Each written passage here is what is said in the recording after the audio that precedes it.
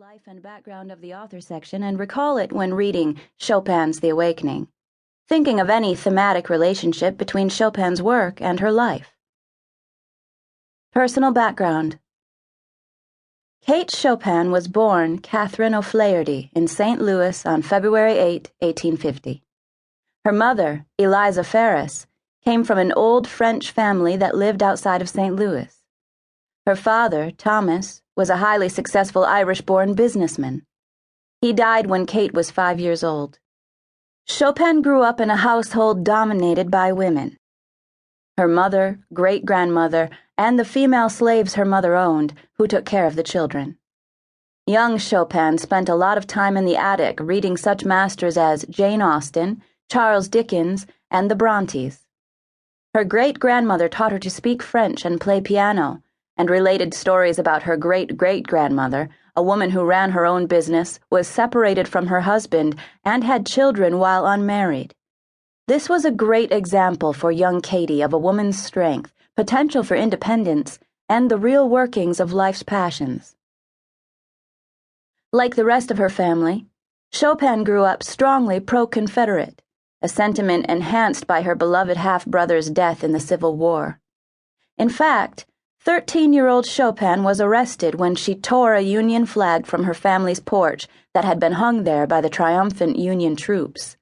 She became known as St. Louis's littlest rebel, a trait that marked Chopin's behavior as an adult when she attended her own interests more closely than society's arbitrary and sexist dictates.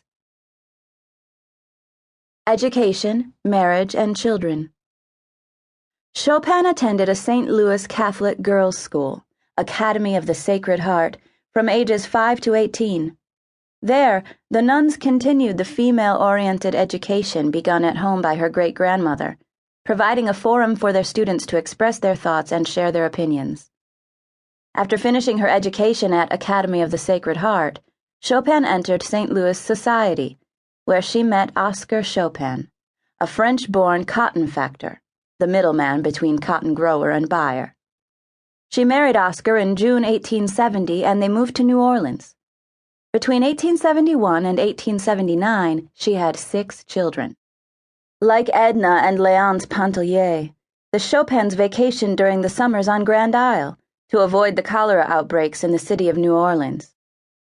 Also like Edna, Chopin took long walks alone in New Orleans, often while smoking cigarettes, much to the astonishment of passers-by. When Oscar's cotton brokerage business failed due to drought and his mismanagement, they moved to the small French village of Cloutierville, Louisiana, where Oscar had family and a small amount of land. Chopin was distinguished in this tiny town by her habit of riding horses astride rather than side saddle, dressing too fashionably for her surroundings, and smoking cigarettes, all of which were considered unladylike. Many of the locals found their way into her later stories. Oscar ran a general store in Cloutierville until he died in 1882 of malaria.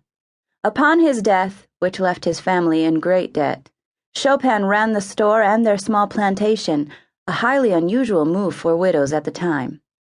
Not until 1884 did Chopin take the usual course for widows, when she and her children moved back to St. Louis to live with her mother. Before she left Cloutierville, Chopin had an affair with a local married man who is said to be the prototype for Alcée Arobin in The Awakening. Her later years. A year after Chopin moved her family back to St. Louis, she began to write, publishing first a piece of music called Polka for Piano in 1888, and then a poem called If It Might Be in 1889. She then turned her attention toward fiction and concentrated on that genre for the rest of her life. Resenting the expectation that she was to spend her days making social calls on other women, Chopin began St. Louis's first literary salon, a social gathering one evening a week where both women and men could gather for some intelligent conversation. Through these salons, she fulfilled the social requirement to entertain regularly, but did so under her own terms. A benefit of these salons was professional advancement. Publishers and reviewers alike attended Chopin's salons, providing a fertile network for the ambitious Chopin to pursue additional publication opportunities. Chopin published almost 100